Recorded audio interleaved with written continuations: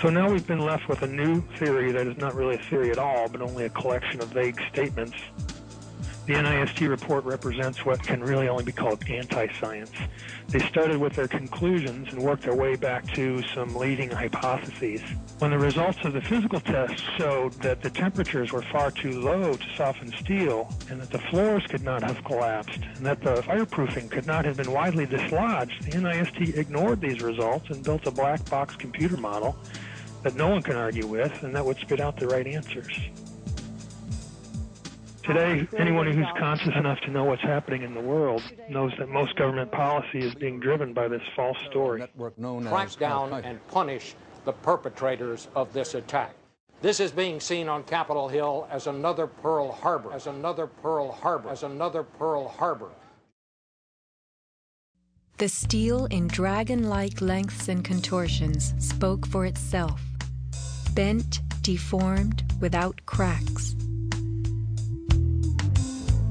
I found it hard to believe that it actually bent because of the size of it and how there's no cracks in the iron. It bent without almost a single crack in it. It takes thousands of degrees to bend steel like this. Typically you'd have buckling and tearing on the tension side, but there's no buckling at all. There's no buckling at all. Here is the meteorite, molten iron fused with concrete. And architects, engineers, people who work with steel, welders have just never seen the level of destruction and the level of deformation of this material in our lives.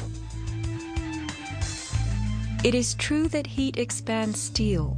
In a fire, steel members may swell and bend slightly.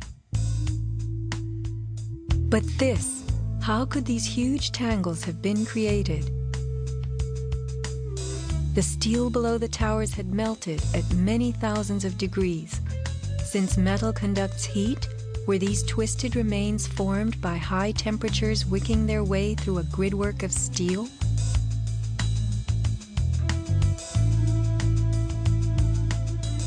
Explosives also deform steel. As they fire, gas pushes outward. The force of the gas can easily bend a large steel column.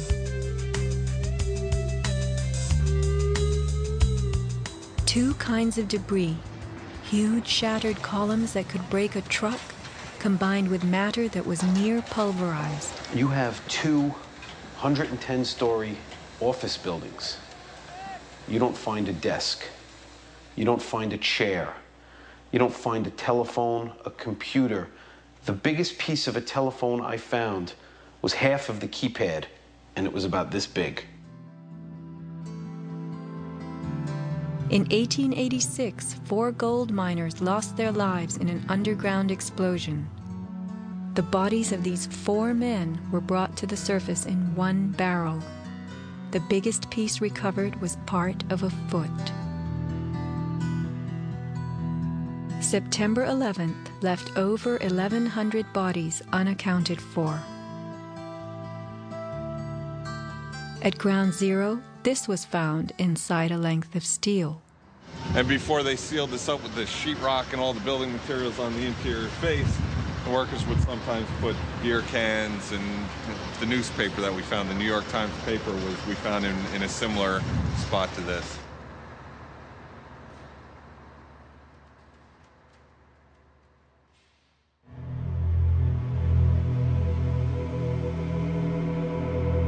Secrets cannot be kept forever.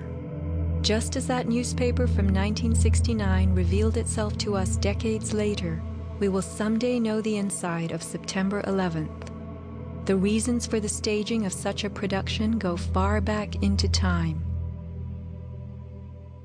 Insurance policies covered nearly everything in the World Trade Center that was destroyed. But what if certain commodities could be removed in the nick of time? Gold and silver held by commercial banks and the COMEX exchange is said to have been stored beneath Ground Zero. This single cache belonging to the Bank of Nova Scotia was unearthed and made public. Was there more, and was it removed, remains a question. As last survivor William Rodriguez climbed the stairwell to rescue people, He remembers a very strange thing. As I stood there on the 33rd floor, I heard very strange noises on the 34th floor. Now, the 34th floor was an empty floor, a floor that did not have any kind of walls, or it was a construction floor. It was totally hollowed out.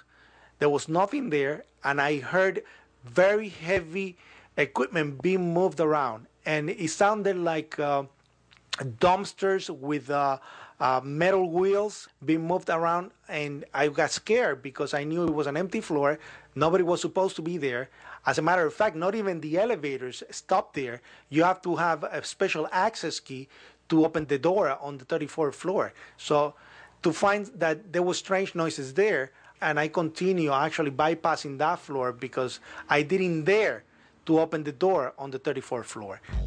Something told William Rodriguez not to mess with the 34th floor. I got scared. Yet William Rodriguez was not a man who was scared that day.